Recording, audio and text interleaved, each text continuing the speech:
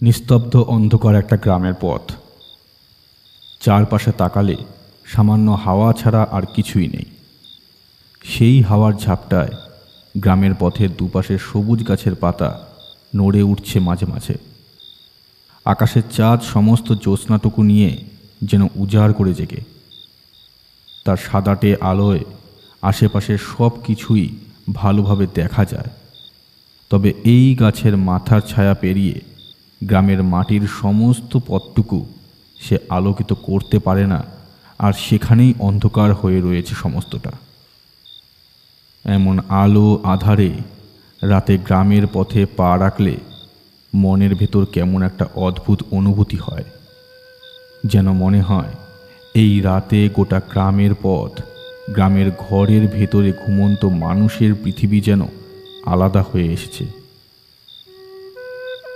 এই দুই পৃথিবীর এক দুনিয়ায় সবাই যখন ঘুমিয়ে পড়েছে, তখন জেগে রয়েছে কেউ যেন, আর জেগে রয়েছে একটা বাঁশির সুর। চাঁদের আলোয় আলোকিত বাতাসকে ভর করে একটা অজানা মিষ্টি বাঁশির সুর এসে পড়ছে গ্রামের সেই অন্ধকার পথে। আর সেই বাঁশির শব্দের সমর্থকটুকু যেন বারবার খান খান হয়ে যাচ্ছে।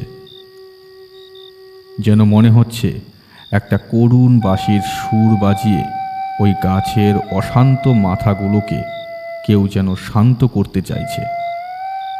যে হাওয়াটা ঘুরে ফিরে এসে বাড়ির চালে ধাক্কা মারছে, সেই হাওয়াটাকে যেন কেউ ঘুমড়ে ঘুমড়ে কেঁদে বলতে চাইছে থেমে না থাকতে। এই রাতে গোটা পৃথিবীর বাইরে থেকে যেন ওই সুর এসে পড়ছে। সেই সুর শুনতে পেয়ে গ্রামের মধ্যে সকলে যেন আরও বেশি দরদর্স্ত হয়ে পড়েছে। এমন এক পূর্ণিমার রাতে তাদের দুটো কান যেন নিজেদের সাথে বেইমানি করে বসে মাঝে মাঝে। তারা চায় না ওই বাঁশির সুর শুনতে, তবুও তাদের শুনতে বাধ্য হতে হয়। তারা যেন দু কানে আঙ্গুল চেপে বসে থাকলে ওই বাঁশির সুর তাদের কান পর্যন্ত এসে ঢুকবে, আর সেই বাঁশির সুর শোনার পরে কেমন যেন উথাল পাথাল হতে শুরু করে তাদের মনের ভেতরটা। মনে হয় ওই বাঁশির করুণ স্বরের মধ্যে দিয়ে যেন কারোর আকুল আরতি এসে পড়ছে বুকের ঠিক বাঁ পাশটায়। একটা শান্ত আকাশ, একটা নিস্তব্ধ গোটা গ্রাম যেন মুহূর্তে খান খান হয়ে যেতে পারে ওই বাঁশির সুরের ধাক্কায়। তবে এই সমস্ত কিছু ছাড়াও গ্রামের পথে আরও একটা ব্যাপার হয়ে চলেছে, যেটা বড় অদ্ভুত। সেই আলো আধারে মাখা পথে, যেখানে পথের এক পাশে আলোয় আলোকিত হয়ে রয়েছে আর অন্য পাশ যেন কালো ছায়া অন্ধকার, ঠিক সেই পথ ধরে এগিয়ে আসছে কেউ একজন। যে এগিয়ে চলেছে তার যেন কোনো সার নেই। সে যেন কোনো দিক দেখতে পায় না, কোনো কিছু দেখে না, কোনো কিছু শোনে না। কোনো এক নির্দিষ্ট ছন্দে দুটো পা নিজের ইচ্ছের বিরুদ্ধে সামনে ফেলতে ফেলতে এগিয়ে চলেছে সামনের দিকে। তবে এই গ্রামের রাস্তাটা একদম শেষে গিয়ে পড়েছে একটা খোলা মাঠে। সেই মাঠে দিনের বেলা গ্রামের লোকেরা যায় বটে, তবে রাতের বেলা সেদিকে কারো যাওয়ার খুব একটা প্রয়োজন হয় না। আর বিশেষ করে এমন পূর্ণিমা রাতে সেই মাঠের কথা তারা ভাবতেও ভয় পায়। তার অবশ্য একটা নির্দিষ্ট কারণ রয়েছে, কিন্তু যে হেঁটে যাচ্ছে তার যেন এই সমস্ত কিছু নিয়ে কোনো চিন্তাই নেই, কোনো ভাবনাই নেই। তার মনে চিন্তা ভাবনার ঊর্ধ্বে গিয়ে সে যেন এগিয়ে চলেছে অজানা এক কালো ভবিষ্যতের দিকে। একবার গ্রামের পথে কিছু চেয়ে সে যেন হোঁচট খেল। মাটির ওপর হুম রেখে পড়তে গিয়েও কেমন যেন স্থির হয়ে গেল সে। তারপর আবার হাঁটতে লাগল। বাঁশির সুর মাঝে মাঝে থেমে যাচ্ছে, আর সেই সুর থেমে যেতে হঠাৎ করে একটা অদ্ভুত ব্যাপার ঘটে গেল। যে লোকটা গ্রামের পথ ধরে হেঁটে চলেছিল সে কেমন যেন অবাক হয়ে এদিক ওদিক তাকাতে শুরু করল। যেন মনে হলো নিজেকে এত রাতে গ্রামের পথে দেখতে পেয়ে সে চমকে গিয়েছে। তার খালি গা, পরনে একটা ধুতি। এদিক ওদিক তাকিয়ে দেখতে দেখতে তার গোটা মুখে একটা ভয়ের চিহ্ন দেখা গেল। পেছনের দিকে পা ঘুরিয়ে বাড়ির দিকে হাঁটতে শুরু করবে, ঠিক তখনই সেই বাঁশিটা আবার বাজতে শুরু করলো। বাঁশির শব্দ তার কানে এসে ঢোকার সাথে সাথে একটা অদ্ভুত ব্যাপার আবার ঘটে গেল। তার গোটা শরীর একবার তীব্র ঝাঁকুনি দিয়ে উঠল। তার সাথে আবার ঠিক আগের মতোই তার শরীরটা কেমন যেন শান্ত হয়ে গেল। একটা ঠান্ডা হাওয়া কোথা থেকে যেন ছুটে এসে তার চোখে মুখে একটা ধাক্কা দিয়ে তার মোহ কাটাবার চেষ্টা করতে লাগলো, কিন্তু তা হলো না। ঠিক আগের মতোই শান্ত ধীর পায়ে সে আশ্চর্যভাবে এগিয়ে যেতে লাগলো গ্রামের শেষে সেই মাঠের দিকে। গোটা গ্রামের কিছু ঘুমন্ত এবং কিছু অর্ধ জাগ্রত মানুষ জানতেও পারল না সেই রাতে গ্রামের পথ ধরে একজন হেঁটে চলেছে। কি ভয়ঙ্কর অন্তিমের দিকে! আকাশে চাঁদের আলোটুকু কেমন যেন এক কোণে এসে জমা হওয়া কালো মেঘের আড়ালে লুকিয়ে পড়ে নিজেকে বাঁচাতে চাইছে। গ্রামে ঘরের সংখ্যা খুব একটা বেশি নেই, গোটা 40-এর মতো হবে। যখন সে গ্রামের মাঝামাঝি পর্যন্ত এসে পড়েছে, তখন সেই বাঁশির সুর আরও বেশি তীব্রভাবে শুনতে পেল। সে যেন ওই সুর ছাড়া পৃথিবীর আর কোনো শব্দ সে শুনতে পাচ্ছে না। ওই সুর তাকে প্রবলভাবে ডেকে চলেছে, আর তা অগ্রাহ্য করার মতো ক্ষমতা বোধহয় তার নিজেরও নেই। দেখতে দেখতে সে গ্রামের বাইরে এসে পড়ল। সেই মাঠ চাঁদের আলোয় আলোকিত হয়ে পড়েছে, আর সেই চাঁদের আলোয় দেখা যায় সেই মাঠের এক কোণে একটা গাছের তলায় বসে রয়েছে একজন। কিন্তু বাঁশির সুর তার দিক থেকে ভেসে আসছে তা বুঝতে খুব একটা অসুবিধে হয় না। কিন্তু গাছের তলায় যে বসে রয়েছে সে মানুষ নয়। তার গোটা মুখে শরীরে কোনো এক সময় বসন্তের দাগ পড়েছিল। অমন কথাকার বিভৎস মুখ যে কোনো মানুষের হতে পারে সেটাও মনে হয় না। তবে সবচেয়ে ভয়ঙ্কর যেটা রয়েছে সেটা হলো তার দুটো চোখ। তার দুটো চোখ যেন লাল আগুনের মতো জ্বলছে। সেই চোখে মণি নেই। সে এবার নিজের সেই ভয়ঙ্কর মুখ ঘুরিয়ে তাকালো হেঁটে আসা লোকটার দিকে। তারপর তার মুখে দেখা গেল একটা অদ্ভুত হাসি। সেই হাসির সাথে সাথে বাঁশির শব্দটা থেমে গেল। সাদা ঝকঝকে দুপাটি দাঁত বেরিয়ে পড়ল বাইরে। একটা অদ্ভুত হাসিতে গোটা মাঠ ভরে উঠল যেন। লোকটার এবার সম্বিত ফিরে এলো। এদিক ওদিক তাকিয়ে দেখতে লাগলো। বুঝতে পারল সে এসে পড়েছে সেই মাঠে, আর তখনই তার গোটা শরীর দিয়ে যেন একটা ভয় প্রভাবিত হলো। একটা ভয়ার্ত চিৎকার তার মুখ থেকে বেরিয়ে আসার সাথে সাথে বুঝতে পারল তার ঠিক পেছনে কেউ একজন এসে দাঁড়িয়েছে। এই রাতে সে যখনই মাঠে এসে পড়েছে, তাহলে এই মাঠ থেকে সে ফিরে যেতে পারবে না। সে নিজেও জানে তার পেছনে যে এসে দাঁড়িয়েছে সে কোনো মানুষ নয়, সে এই পৃথিবীর কোনো প্রাণীই নয়।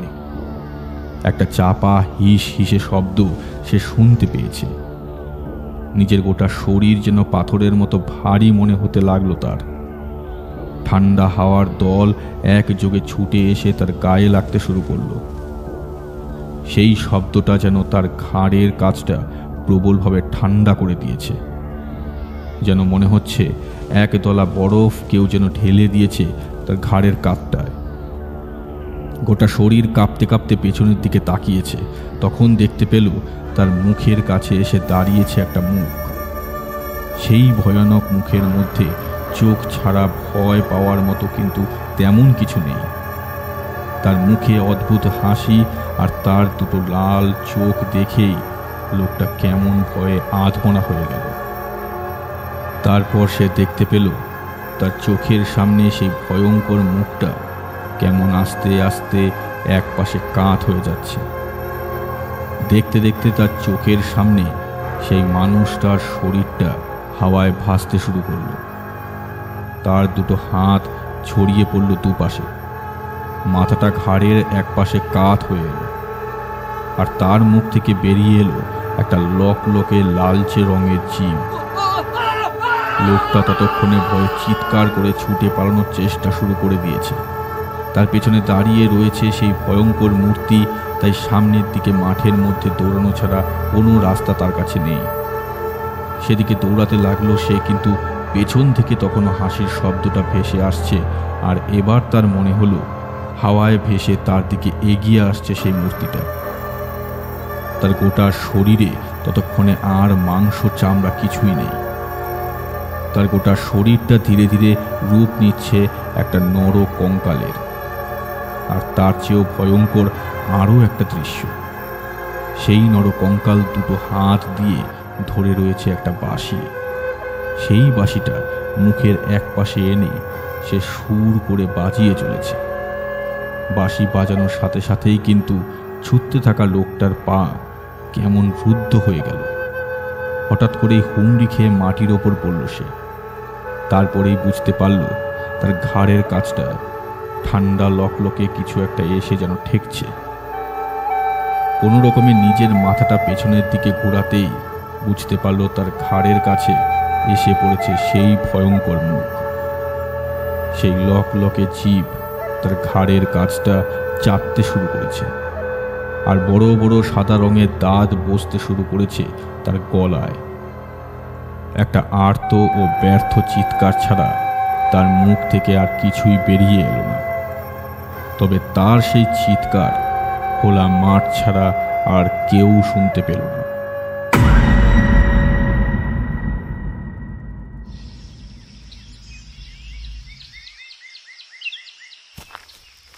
শুনেছিস কালকে রাতে ওই শীতলার মাঠে জগাইকে টেনে নিয়ে গেছে প্রেত? ঝন্টুর কথা শুনে একটু অবাক হয়ে গেল নিতাই। তারপর ঝন্টুর দিকে তাকিয়ে চাপা গলায় বলল, কিরে, জগাই মারা গেছে? আমি সকালে শুনছিলাম, কিন্তু জগাই যে মারা গেছে সেটা জানতাম না। এত রাতে জগাই কেন গিয়েছিল বলতো এই মাঠে? কাল রাতে সেই বাঁশির শব্দটা শুনতে পাসনি? শুনতে পেয়েছি রে, শুনতে পেয়েছি। আর ওই বাঁশিটা বাজতে শুরু করার পরেই ভয়ে ভয়ে চোখ বন্ধ করে দুটো কানে হাত চাপা দিয়ে চেপে ধরেছি, যাতে ওই বাঁশির শব্দ কানে না আসে। হাঁটতে হাঁটতে ঝন্টু গ্রামের পথের একপাশের জমির আলের মধ্যে নেমে পড়ল। নিতাই এগিয়ে যেতে লাগলো তার পিছু পিছু। ঝন্টু কাঁধে ঝুলানো গামছাটা কোমরে পাকাতে পাকাতে বলল, আরে ওই বাঁশির শব্দ সবাই শুনতে পায়, কিন্তু এই বাঁশি যাকে ডেকে নিয়ে যায় সে আর বাড়িতে থাকতে পারে না, তাকে যেতেই হবে। নিতাই ঝন্টুর দিকে সরে যায়। সেখানে তাদের দুজনের হাতে সকালের খাবার ধরে রাখা। মাঠে যারা চাষের কাজে গিয়েছে তাদের মধ্যে ওদের বাবা রয়েছে, তাদেরকেই খাবার দিতে যাচ্ছে দাদা। নিতাই তাড়াতাড়ি সামনের দিকে এগিয়ে যায়। তারপর কেমন যেন চাপা গলায় বলে, যদি কোনোদিন সেই বাঁশি আমাদের ডাকে, ঝন্টু, যদি আমায় কিংবা তোকে। ঝন্টু থমকে দাঁড়িয়ে পড়ে। তারপর নিতাইয়ের দিকে ঘুরে তাকিয়ে কড়া গলায় বলে, এই ও কথা বলিস না, ওসব কথা বলতে নেই, ওসব কথা মুখেও আনতে নেই। একবার যদি বাঁশির সুর কানেও যায় তাহলে আমরা কেউই বাঁচতে পারবো না, জানিস তো? আচ্ছা ঝন্টু, সেই বাঁশির সুর তো প্রতি পূর্ণিমার রাতে একবার করে শোনা যায়। তাহলে সেই পূর্ণিমার রাতে যদি কেউ একজন নিজে থেকে বাইরে বেরিয়ে ওই মাঠে গিয়ে দেখে সেখানে আসলে কি হচ্ছে, তাহলে কি সেও মারা যাবে? নিতাইয়ের কথাটা ঝন্টু ভালোভাবে বুঝতে পারে না, তবে এটা বুঝতে পারে নিতাই এমন কিছু বলে চলেছে যেটা ভয়ানক। এমন কথা এর আগে কেউ ভাবতে পারেনি পর্যন্ত।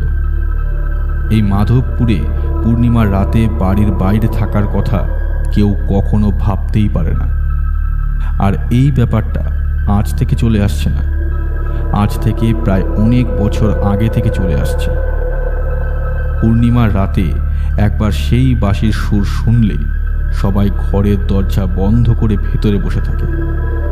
কালে ভদ্রে যদি কেউ একজন বাইরে বেরিয়ে পড়ে তাহলে তার মৃতদেহ পাওয়া যায় গ্রামের শেষের দিকে, ওই শিবতলার মাঠে। এমন একটা অদ্ভুত ব্যাপার যে কিভাবে ঘটে সেটা আজ পর্যন্ত কেউ জানতে পারেনি। কারোর বুকের পাটায় এত সাহস হয়নি যে বাঁশির শব্দ শুনে গ্রামের শেষে শিবতলার মাঠ পর্যন্ত যায়। একবার গ্রামের কয়েকজন মিলে সে চেষ্টা করেছিল।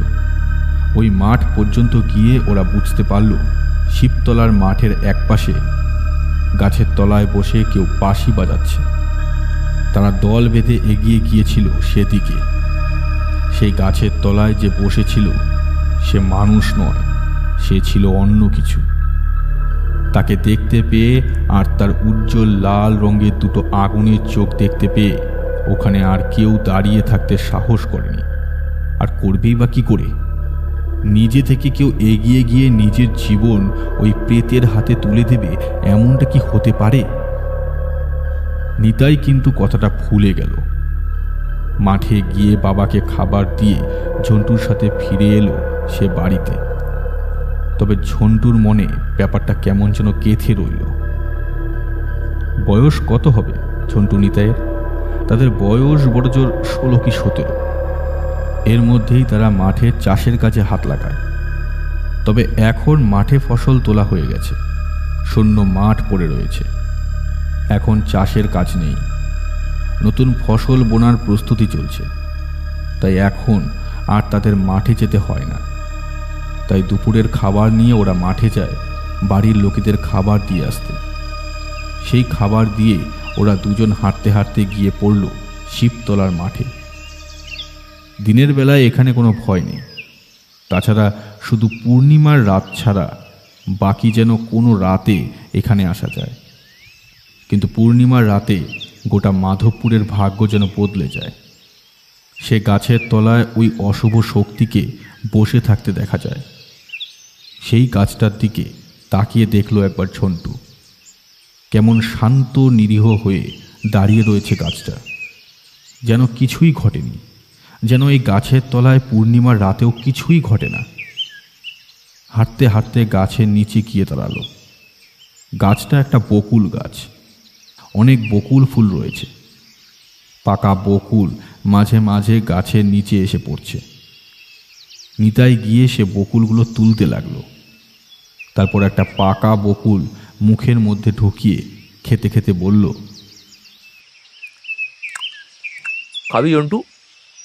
না, তুই খা, আমি একটা অন্য কথা ভাবছি। আচ্ছা, একটা কথা বলতো, এই গাছের তলায় এসে বসে থাকে কেন, আর এখানে বসেই বাঁশি বাজায় কেন? নিতাই তার মুখে ততক্ষণে দুটো বকুল পুড়ে ফেলেছে। সে একটু অবাক হয়ে ঝন্টুর দিকে তাকিয়ে অস্পষ্ট গলায় বলে, আরে দূর, তুই এখনো ওসব নিয়ে পড়ে রয়েছিস? পূর্ণিমার রাতে ঘরের দরজা বন্ধ করে বসে থাকলেই তো হলো। একটা দিন না হয় বাড়ির বাইরে বেরোলাম না। সেটা তো ঠিক আছে, কিন্তু সে এখানে আসে কেন? আর এই একটা দিনেই আসে কেন? বাকি দিনগুলো তো গ্রামের কেউই দেখতে পায় না। এর পেছনে নিশ্চয়ই কোনো না কোনো একটা কারণ রয়েছে রে। গ্রামের সকলে পূর্ণিমার রাত এড়িয়ে চলতে চায় বটে। ওরা ভাবে এই একটা দিনই এড়িয়ে যেতে পারলে আর কোনো বিপদ হবে না। কিন্তু আমাদের না হয় কিছু হলো না, কিন্তু রাতের বেলায় গ্রামে যদি বাইরের কেউ ঢুকে পড়ে তখন তখন তার বিপদ হয়। তোর মনে নেই আগের বছর দুজনকে ওই মাঠের মাঝখানে পাওয়া গিয়েছিল? ওসব জেনে কোনো লাভ নেই ঝন্টু, ওসব জানার দরকার নেই। দেখিসনি বড়দের ওইসব কথা জিজ্ঞেস করলে তারা কিছুই বলতে চায় না। নিতাই বকুল খেতে মন দিল। তারপর হঠাৎ করে কি যেন একটা মনে হতেই সে বলে উঠল, একবার সিধু খুঁড়োর কাছে যাবি নাকি? শুধু খুঁড়ো যদি এ ব্যাপারে কিছু জানে, শুধু খুঁড়োই বাকিদের মতো নয়, সে আমাদেরকে তাড়িয়ে দেবে না। নিতাইয়ের কথাটা ঝন্টুর কেমন মনে ধরল। সিধু খুঁড়ো ভালো মানুষ।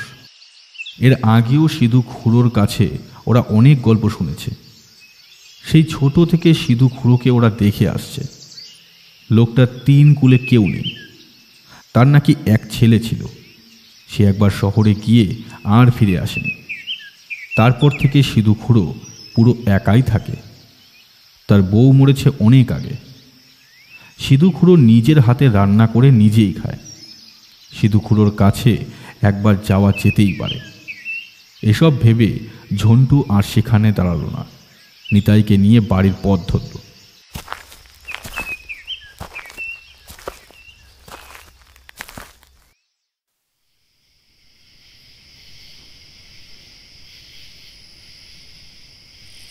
তোদের বয়স কম, তোরা ওসব জেনে কি করবি বলতো? আর ওসব তোদের জানার কথাও নয়। ওসব নিয়ে বেশি ভাবিস না। পূর্ণিমার রাতেই আমাদের গ্রামে এক অভিশাপ নেমে আসে, সেটা মনে রাখিস। ওই রাতে ভুল করেও বাড়ির বাইরে বেরোবি না, কেমন?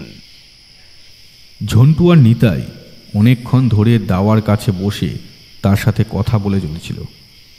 সিধু খুড়োকে ওরা সবটাই বলল।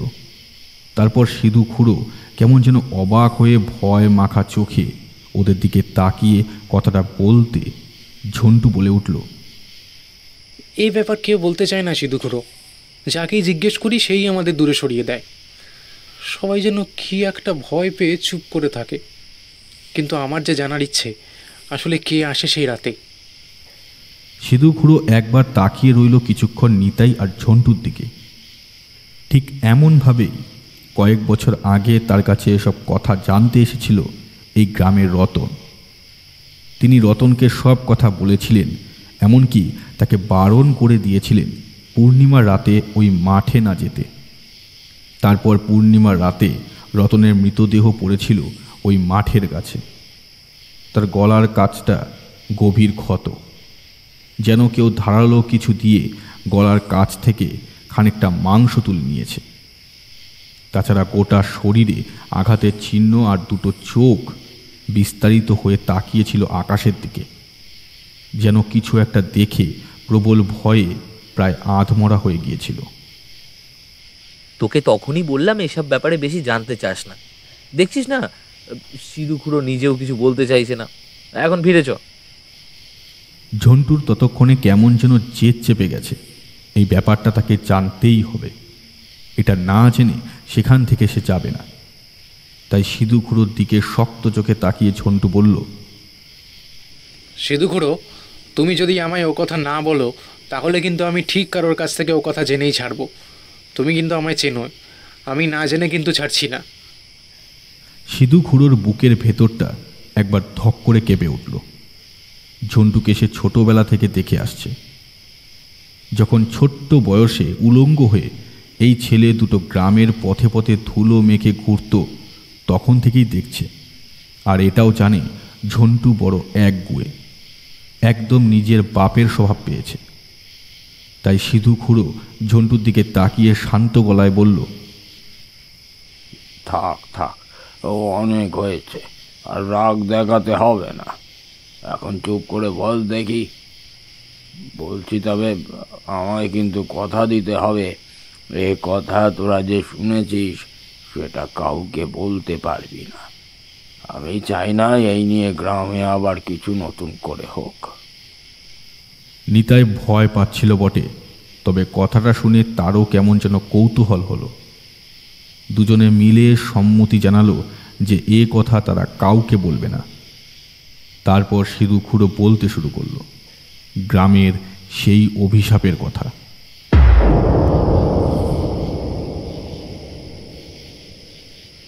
ওর নাম ছিল কৃষ্ণ। ঠিক কি দেখে তার বাপ মা ওই নাম দিয়েছিল সে কথা কেউ বলতে পারে না। জন্মের সময় তার মা মরল, তাকে ওই জন্ম দিতে গিয়েই সে বাপের কাছেই মানুষ। ছোটবেলায় একবার তার গুটি বসন্ত হয়েছিল, তারপর থেকে গোটা মুখে আর শরীরে থেকে গেল সেই দাগ, যেন জন্মদাগের মতো সেগুলো। তার চেয়েও মনে রাখার মতো ছিল তার গায়ের রং। অমন কুচকুচে কালো গায়ের রং এই গ্রামের কারুর নেই। এই গ্রামের হরিহরকে দেখেছিস তো? তার গায়ের রং কেমন কালো, তবে তার রং ছিল ওই হরিহরের গায়ের রঙের চেয়েও কালো। অথচ তার বাপ মা দুজনেই কিন্তু ছিল বেশ ফর্সা। যত বড় হতে লাগলো কৃষ্ণ, তত তার মুখটা কেমন যেন অদ্ভুত হতে লাগলো। ওইটুকু শরীরে কত বড় একটা মাথা, তাছাড়া তার চোখ দুটো কেমন যেন গোল গোল, বড় বড় মাথার চুল অনেক কম বয়সেই অর্ধেক পড়ে এলো। তার গোটা গায়ে সেই বসন্তের দাগ, কালো কুচকুচে রং, আর তার অদ্ভুত একটা মুখ।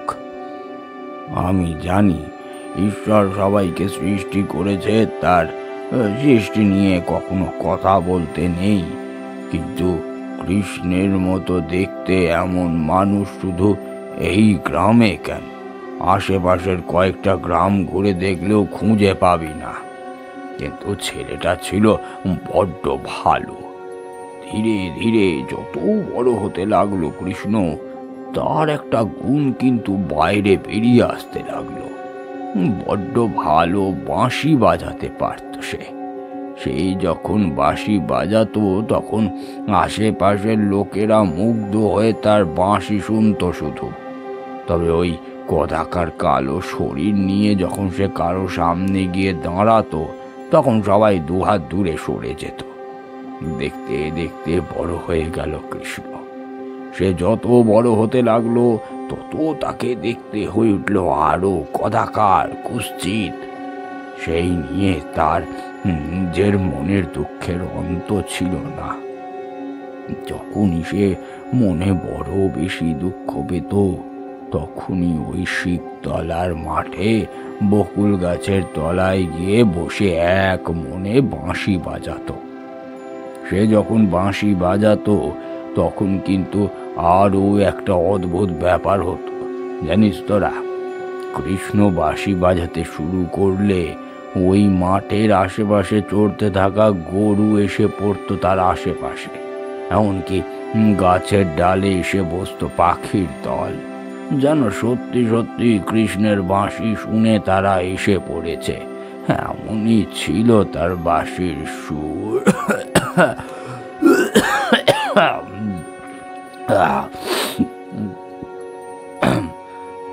সিধু খুঁড়ো কথা থামিয়ে একবার খুক খুক করে কাশতে শুরু করলো। তারপর মুখ মুছতে মুছতে ওদের দিকে তাকালো। তাহলে কি সিধু খুড়ো,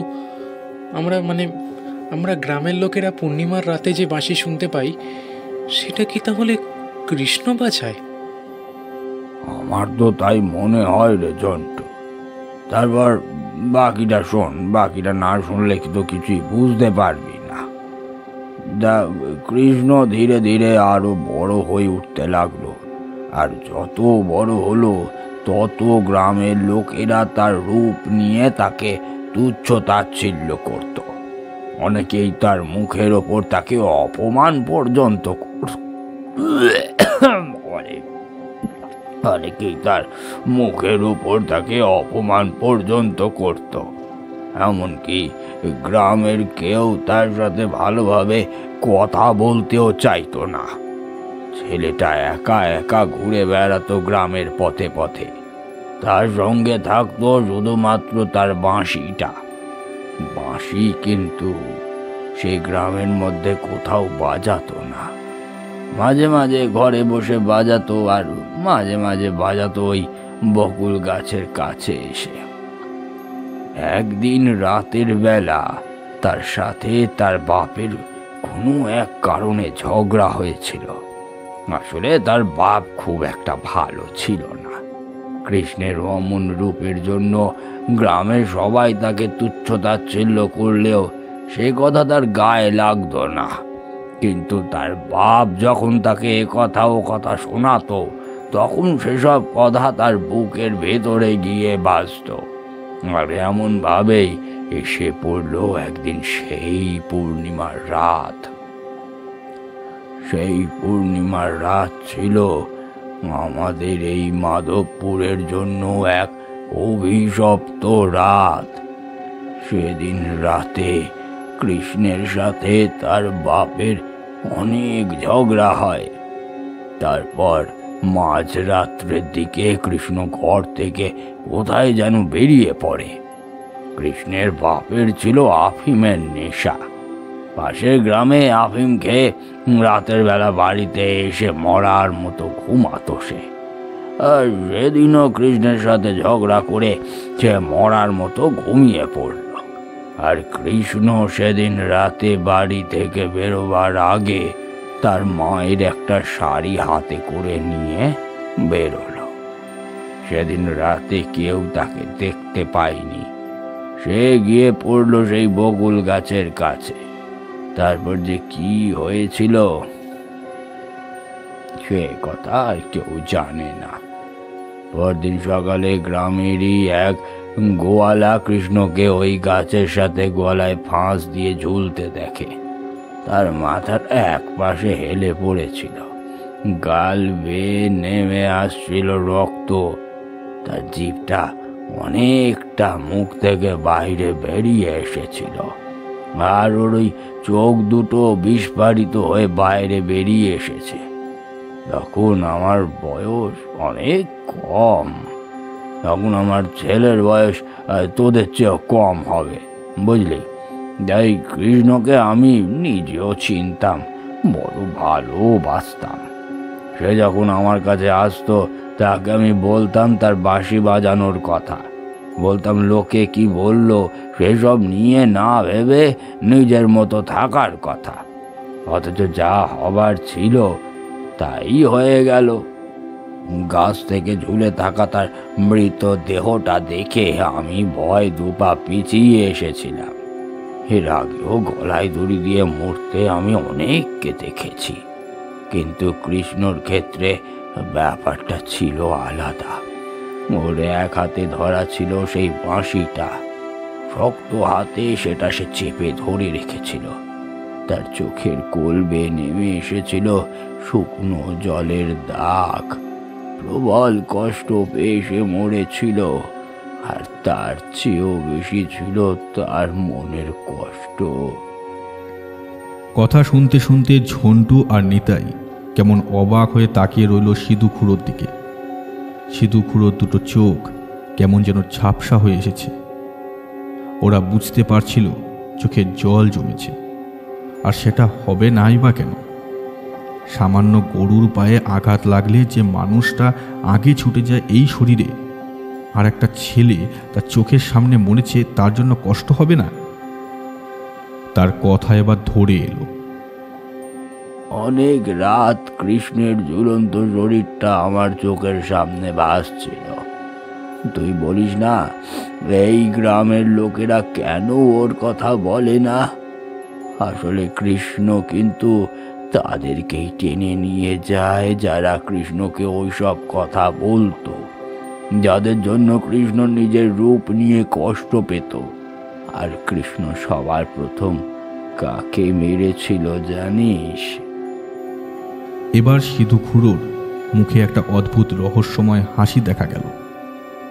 সেভাবে হাসতে হাসতে জল ভরা চোখে শুধু ওদের দিকে তাকিয়ে বলল, প্রথম পূর্ণিমার রাতে ওই শিবতলার মাঠে পাওয়া গিয়েছিল কৃষ্ণের বাপের মৃতদেহ। তবে দেখবি ওই মাঠে কিন্তু এমন কারোর মৃতদেহ পাওয়া যায়নি যাদের বয়স কম। তাদের মৃতদেহই পাওয়া গেছে যাদের কৃষ্ণ চিনত, যাদের সাথে কৃষ্ণের মাঝে মাঝে কথা হতো। হ্যাঁ, দুই একজন যে বাইরের লোকের মৃতদেহ পাওয়া যায় না সে কথা নয়, তবে তারা বোধহয় ওই রাতে মাঠের মধ্যে গিয়ে পড়েছিল কোনোভাবে, তাই এমনটা হয়েছিল। এই গ্রামের লোক নিজেদের পাপের কথা কখনোই বলতে চায় না, আর তাই ওরা তোদের কাছ থেকে এই কথা লুকিয়ে রাখে। তবে সাবধান, এই কাউকে বলবি না আমি তোদের এই কথা বলেছি। ওই মাঠে পূর্ণিমার রাতে কে আসে সেটা জানার জন্য কৌতূহল ঝন্টুর মধ্যে ছিল, এবং নিতাইয়ের মধ্যে ভয় আর কৌতূহল দুটোই ছিল। কিন্তু এখন সমস্ত কথা জানতে পেরে ওদের মনটা কেমন যেন হয়ে এলো। ওই মাঠে পূর্ণিমার রাতে তাহলে কৃষ্ণ তার বাঁশি নিয়ে আসে, আর সেদিন রাতে তার বাঁশি শুনে এই গ্রামের পথে যারা বেরিয়ে আসে তারাই আসলে কৃষ্ণের রূপ নিয়ে তাকে অপমান করেছিল।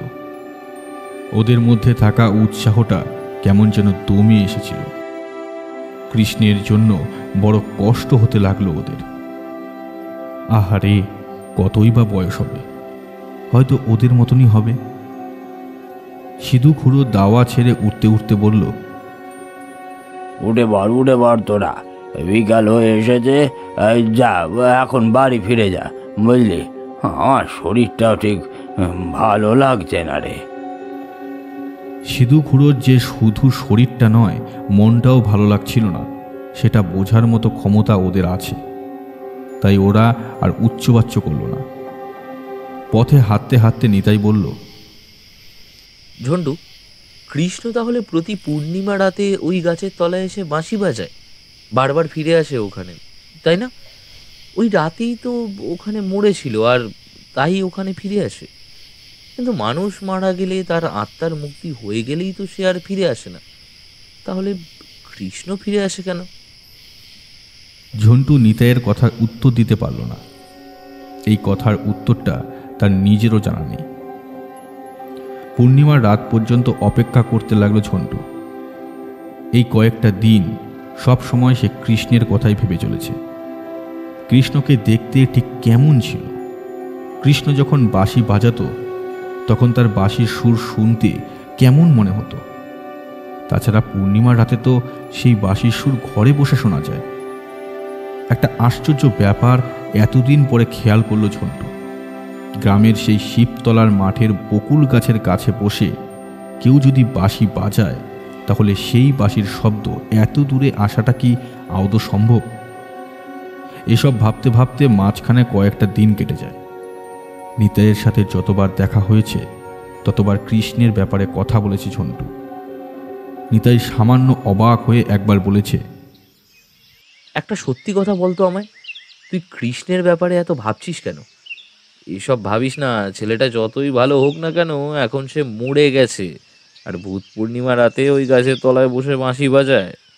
তুই কিন্তু আবার পূর্ণিমা রাতে বেরিয়ে পড়িস না তাকে দেখার জন্য। কথাটা বলে নিতাই হেসে ওঠে। ঝন্টুর মুখেও একটা হাসি দেখা যায়।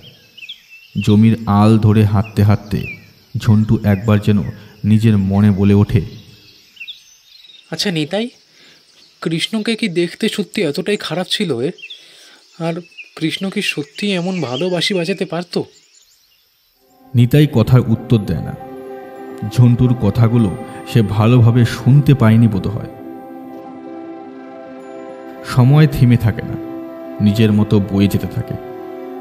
এর মাঝে সিধু খুড়ো বারবার ভাবতে থাকে একটা কথা, যদি ঝন্টু ও সেই একই কাজ করে রাতের বেলা ওই মাঠের মধ্যে কৃষ্ণকে দেখার জন্য যায়, তাহলে তো তারও বিপদ হবে।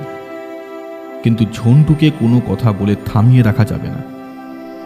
বারবার নিজেকে দোষ দিতে থাকে ঝন্টুকে সেসব কথা বলার জন্য।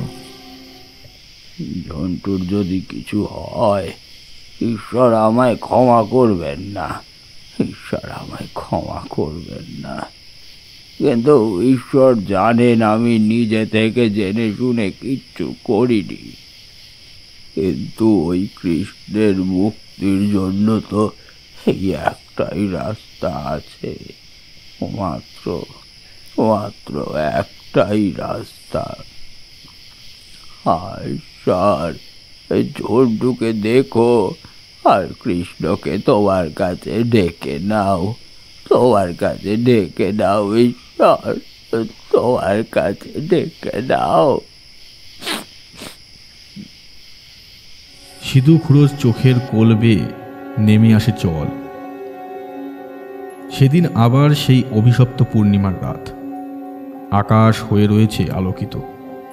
গ্রামের পথে বাতাসে গাছের মাথায় মাথায় সেই সুর ভেসে চলেছে। শিশুরাজ আরও বেশি তীব্র, আরও বেশি করুণ। যেন মনে হয় কেউ পাথরের মেঝের ওপর নিজের দুটো হাত রেখে কেঁদে চলেছে। কারোর বুকের ভেতর থেকে কান্নার নোনা জল বেরিয়ে আসতে চাইছে বাইরে। তবে এই সব কিছুর সাথে মিশে ছিল একটা অদ্ভুত ভয়ঙ্কর নিস্তব্ধতা। বাঁশির শব্দ ছাড়া আর কোথাও কোনো শব্দ নেই। ওই বাঁশির শব্দটা মনের ভেতর গিয়ে যেমন করুণ অনুভূতি জাগায়, তেমন মনের মধ্যে জাগায় একটা ভয়। ডাকছে, সে আবার ডাকছে, সে ডাকছে তার পরের শিকারকে। গ্রামের লোকেদের কাছে এসব ব্যাপার যেন নিত্যদিনের মতো হয়ে গেছে। ওই বাঁশির সুর শুনতে পেয়েই ওরা সবাই দরজা বন্ধ করে তাড়াতাড়ি ঘরে গিয়ে শুয়ে পড়ে। কাঁথা দিয়ে ভালো করে মাথা ঢেকে নেয়, যাতে ওই বাঁশির সুর তাদের শুনতে না হয়। ব্যতিক্রম শুধু একটা মানুষ, ঝন্টু। ঝন্টু যেন নিজের কাছে প্রতিজ্ঞা করে নিয়েছে আজ রাতে তাকে ওই মাঠে যেতেই হবে। আজ রাতে ওই মাঠে গিয়ে তাকে দেখতেই হবে এত বছর ধরে কৃষ্ণ কেন ওখানে আটকে আছে, কেন কৃষ্ণের আত্মা এখনো মুক্তি পায়নি, কি এমন কষ্ট তার হয়েছিল যার জন্য তাকে ওই রাতে গলায় দড়ি দিয়ে মরতে হলো ওই গাছে। ঘরের সবাই আস্তে আস্তে ঘুমিয়ে পড়ল, ঝন্টুর বাপ মা সবাই। ঝন্টু বিছানায় শুয়ে ঘুমানোর মতো ভান করে পড়ে রইল বটে, তবে যখন বুঝতে পারল সবাই ঘুমিয়ে পড়েছে তখন আস্তে আস্তে উঠে দাঁড়ালো। ঘরের একপাশে হেরিকেনটা চলছে। হেরিকেনের আলোটা সামান্য কমিয়ে দিয়ে চুপিসারে দরজা খুলে বাইরে বেরিয়ে এলো। তারপর দরজাটা ভিজিয়ে দিল বাইরে থেকে। এদিকে চোরের উপদ্রব নেই, তাই কোনো কিছু চুরি যাওয়ার সম্ভাবনাও নেই। মনের মধ্যে সমস্ত দিক থেকে প্রস্তুত থাকলেও গ্রামের পথে পা রাখতে কিন্তু ঝন্টুর কেমন যেন ভয় করতে লাগলো। শিবতলার মাঠে পড়ে থাকা মৃতদেহ সে কয়েকবার দেখেছে। দুটো বিস্ফারিত চোখ, তাছাড়া গোটা শরীরে আঘাতের চিহ্ন দেখে মনে হয় গোটা শরীরে কেউ মাংস তুলে নিয়েছে। চোখের সামনে দৃশ্যটা ভেসে আসছে। ঝন্টু কেমন যেন কেঁপে উঠল একবার, কিন্তু সেই বাঁশির শব্দটা এখন আরও বেশি জোরে শোনা যাচ্ছে।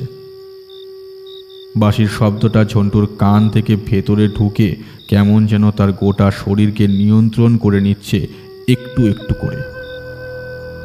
ঝন্টু বারবার সিধু খুড়োর বলা একটা কথা মনে করতে লাগলো।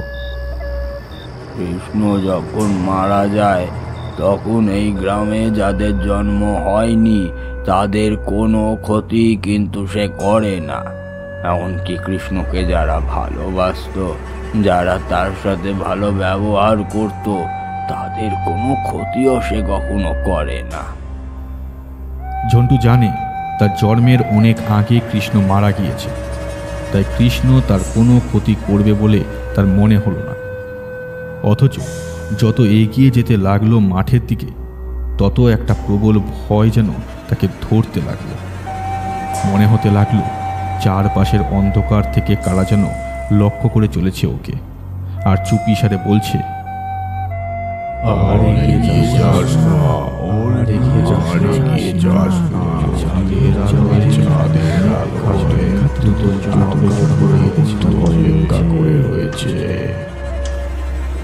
ঝন্টু কিন্তু দাঁড়ালো না। আস্তে আস্তে হাঁটতে হাঁটতে গিয়ে পৌঁছালো সেই শিবতলার মাঠে। আর চাঁদের আলোয় সেই বকুল গাছের নিচে অন্ধকার ছায়ার দিকে তাকাতেই প্রথমবারের মতো চরম একটা ভয় পেল। সে বকুল গাছের তলায় হেলান দিয়ে বসে রয়েছে একটা কালো ছায়া, আর তার দিক থেকে ভেসে আসছে সেই বাঁশির সুর। ঝন্টু একবার ডান হাতে বেঁধে রাখা মাদুলিটা ছুঁয়ে নিল বাঁ হাত দিয়ে, তারপর আস্তে আস্তে এগিয়ে যেতে লাগলো সেই দিকে। বাঁশিটা ততক্ষণে থেমে গেছে, যেন মনে হলো গাছের তলায় বসে থাকা বাঁশি বাদক দেখতে পেয়েছে ঝন্টুকে। আরও কয়েক পা ঝন্টু এগিয়ে যেতেই সেদিক থেকে ভেসে এলো একটা গম্ভীর কর্কশ গলা। কে তুই? চলে যা, চলে যা এখান থেকে। আমি তোর কোনো ক্ষতি করতে চাই না, চলে যা তুই এখান থেকে। ঠিক এই কথাটার অপেক্ষাই কিন্তু করছিল ঝন্টু। তাই কথাটা ভেসে আসতেই ঝন্টু নিজেও গম্ভীর কিন্তু শান্ত গলায় বলল, আমি তোমায় দেখতে চাই, আমি দেখতে চাই তুমি আসলে কে। তুমি কেন এত বছর ধরে এখানে আটকে রয়েছ? আমি চাই তুমি মুক্তি পাও। তোমার এখানে আটকে থাকার যে কষ্ট হচ্ছে, সে কষ্ট আমি লাভ করতে চাই। কিছুক্ষণ চারপাশটা চুপচাপ। বাঁশি বাদক তার বাঁশি নামিয়ে রেখে অন্ধকারে চুপ করে বসে রয়েছে। তারপর এক সময় সে বলল, এই গ্রামে যারা আমার রূপ নিয়ে আমাকে অপমান করেছিল, আমি সবাইকে মারব, সবাইকে। তারপর আমি এখান থেকে যাব, তার আগে নয়। কিন্তু তোমায় যে ওরা ভয় পায়, তোমায় ওরা যতদিন ভয় পাবে ততদিন ওরা কেউ তোমায় মনে রাখতে চাইবে না। ওরা তোমার থেকে দূরে সরে যাবে। আর ওরা ভুল করেছিল বলে তুমিও ভুল করেছো, এতগুলো মানুষ মেরেছো।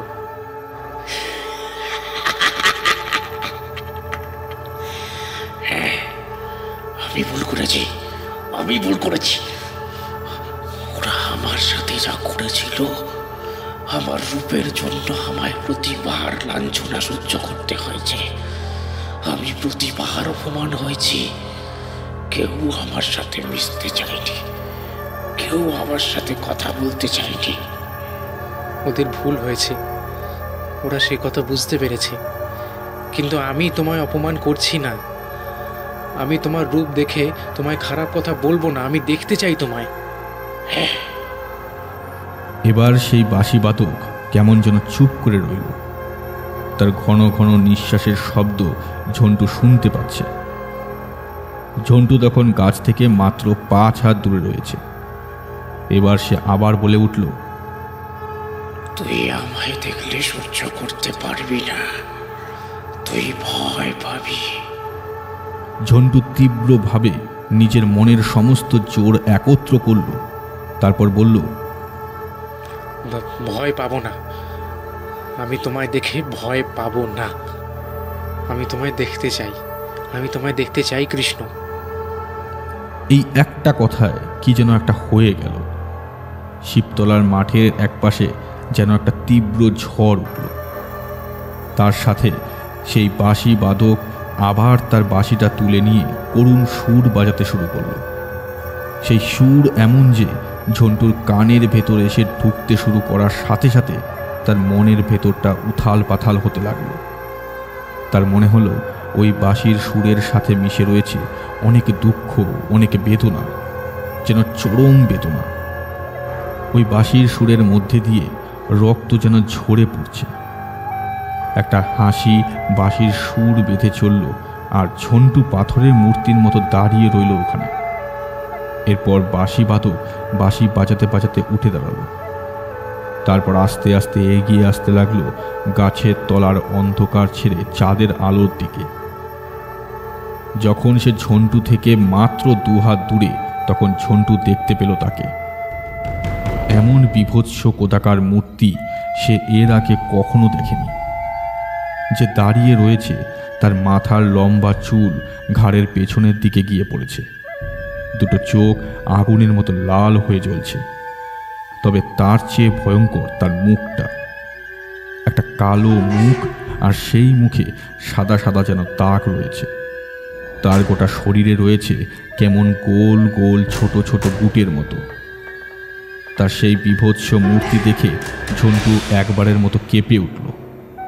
পরক্ষণেই তার মনে পড়ে গেল সিধু খুঁড়োর কথা। তাই বলল, এ তোমার আসল রূপ নয়, আমি তোমার আসল রূপ দেখতে চাই কৃষ্ণ। কৃষ্ণ কিন্তু বাঁশি বাজানো থামালো না। দাঁড়িয়ে দাঁড়িয়ে বাঁশি বাজাতে বাজাতে তার গোটা শরীরটা আস্তে আস্তে পরিবর্তন হয়ে যেতে লাগলো। যেন ঝন্টু দেখতে পেল তার সামনে দাঁড়িয়ে রয়েছে তার মতোই একটা ছোট্ট ছেলে। তার গায়ের রং কুচকুচে কালো, তার গোটা শরীরে গালে ছোট ছোট ফুটকি, যেন বসন্তের দাগ। তার দুটো চোখ এখন আগুনের মতো জ্বলছে, শান্ত নিরীহ দুটো চোখ। সেই দুটো চোখের কোল বেয়ে নেমে আসছে জল, ঠোঁটের কাছে লেগে রয়েছে রক্ত। বাঁশির সুর এখন তীব্রভাবে বেজে চলেছে, যেন সেই বাঁশির সুরের আঘাতে আশেপাশের গাছপালা, শিবতলার মাঠের ধুলো, এমনকি মাঠের ঘাসগুলো পর্যন্ত সাড়া দিতে লাগলো। ঝন্টুর চোখের কোল বেয়ে নামতে লাগলো জল। সেভাবে ধরা গলায় সে বলল, কৃষ্ণ, কৃষ্ণ, আমি তোমাকে দেখতে চাই। আমি জানি তোমার সবার উপর রাগ রয়েছে, কিন্তু কিন্তু তুমি কদাকার নও, তুমি কুৎসিত নও। ঈশ্বর সবাইকে নিজের মতো করে তৈরি করেন। তুমি যেমন বাঁশি বাজাতে পারো, তেমন বাঁশি পাশের 5টা গ্রামের কেউ বাজাতে পারে না। ঈশ্বর সবাইকে সবকিছু দেয় না কৃষ্ণ, সেরকম তোমাকেও তিনি দেননি, আমাকেও দেননি। তাই তুমি সবার উপর প্রতিশোধ নেওয়া বন্ধ করো। কৃষ্ণ বাঁশি বাজানো থামালো, আর এক পা এগিয়ে এলো ঝন্টুর দিকে। তার গোটা শরীর এখন একটা সাধারণ মানুষের মতোই স্বাভাবিক, তবে তার মুখটা অদ্ভুত কদাকার। সেই মুখে এখন একটা হাসি ফুটে উঠেছে। চাঁদের আলো হয়ে ঝকঝকে সাদা দাঁতের হাসি ঝন্টুর গোটা শরীর কাঁপিয়ে দিচ্ছিল। কৃষ্ণ এবার শান্ত মানুষের মতো গলায় বলল, অনেক কষ্ট নিয়ে আমি আত্মহত্যা করেছিলাম, অনেক কষ্ট নিয়ে। সেদিন বাপ আমায় অনেক অপমান করেছিল, গ্রামের লোকেরাও অপমান করেছিল।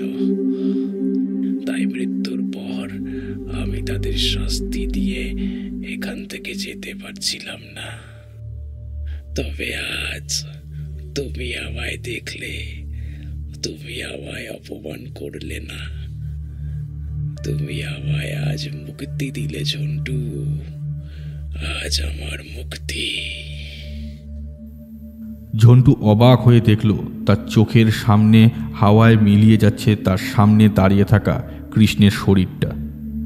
তখনও অদ্ভুতভাবে দুটো হাতে সে একটা কাঠের বাঁশি তুলে বাজিয়ে চলেছে। বাঁশি বাজাতে বাজাতে কৃষ্ণের শরীরটা কোথায় যেন হাওয়ায় মিলিয়ে গেল। আর দাঁড়িয়ে থাকতে পারল না। ঝন্টু মাটির ওপর ধপ করে বসে পড়ল। কৃষ্ণের জন্য অনুভব হওয়া কষ্টটা যেন আরো বেশি বেড়ে চলেছে। ঝন্টু মাটিতে বসে বসে কাঁদতে লাগলো।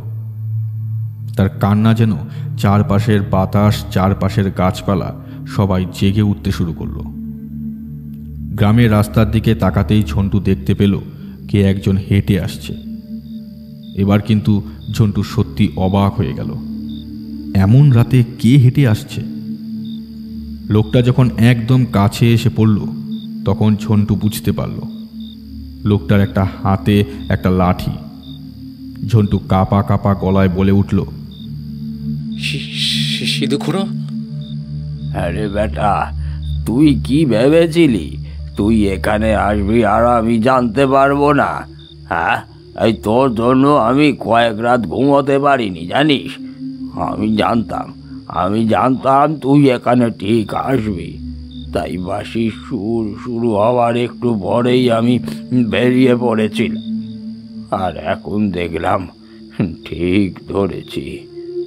দেখতে পেয়েছিস কৃষ্ণকে? মুক্তি হয়েছে তার। ঝন্টু অবাক হয়ে এগিয়ে গেল সিধু খুড়োর দিকে। তারপর বলল, তুমি কি করে জানলে সিধু খুড়ো তার মুক্তি হয়েছে? সিধু খুড়ো এগিয়ে এসে ঝন্টুর মাথায় একটা হাত রাখল। তারপর বলল, অনেক কষ্ট নিয়ে মরেছে রে ছেলেটা। আমি জানতাম তুই এখানে এলে তুই কৃষ্ণকে অচ্ছেদ্যা করবি না, আর তাতেই কৃষ্ণ মুক্তি পাবে। এবার দেখিস আর কোনো পূর্ণিমার রাতে গ্রামের উপর এই অভিশাপ নেমে আসবে না। কথা বলতে বলতে হঠাৎ সিধু খুড়ো মাঠের মাঝখানের দিকে তাকালো, আর তারপরে চমকে উঠে বলল,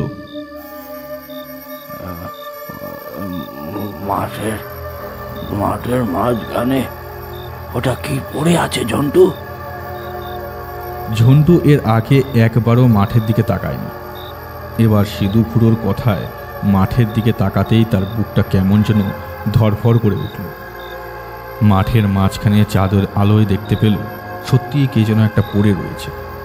কাঁপা কাঁপা পায়ে ওরা দুজন মাঠের মাঝখানে এগিয়ে গেল, আর তারপর যখন মাঠের মাঝখানে পড়ে থাকা মৃতদেহটাকে দেখতে পেল তখন তারা অবাক হয়ে গেল।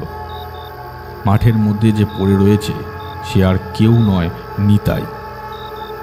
তার দুটো চোখ বিস্ফারিত হয়ে আকাশের দিকে দেখছে, আর তার গোটা শরীরে অদ্ভুত ক্ষত, যেন তার গোটা শরীরের মাংস কেউ তুলে নিয়েছে একটু একটু করে। হঠাৎ করেই যেন ঝন্টু বুঝতে পারল ওভাবে মাংস তুলে নেওয়ার কারণটা। চাঁদের আলোয় সিতুখুড়ো পাশে থাকা সত্ত্বেও এবার কিন্তু ঝন্টু আরও বেশি ভয় পেয়ে গেল। তারপর কাঁদতে কাঁদতে কাছে এলো নিতাইয়ের পড়ে থাকা মৃতদেহটার ওপর।